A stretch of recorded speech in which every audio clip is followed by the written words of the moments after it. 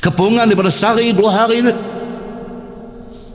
Hari akhir, Sayyidina Osman bin Affan pada hari akhir tu dia tertidur, letih sangat, terlelap, mimpi Nabi SAW mai dengan Abu Bakar dengan Umar mai kat dia.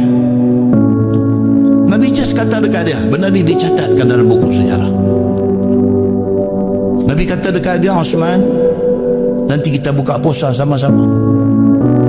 Nabi kata kat dia banyak tu ya, Osman, kita buka puasa sama-sama. Dia jaga daripada tidur dia.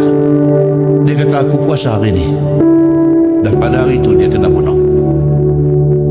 Dia mati dalam keadaan dia puasa. Dia mati dalam keadaan dia duk peluk mushaf Al-Quran, mushaf Osmani. Dia duk peluk. Diceritakan kata dia meninggal pada 8 Zulhijjah tahun 35 Hijrah. Ada dicatatkan di dalam kitab Al-Bidayah wan Nihayah yang ditulis oleh Imam Ibn Kathir. Dahsyat tuan-tuan, fitnah yang berlaku ni. Yang mula dia start, kita kata tadi, dia sampai ke tahap berlaku tumpah darah sama-sama orang Islam.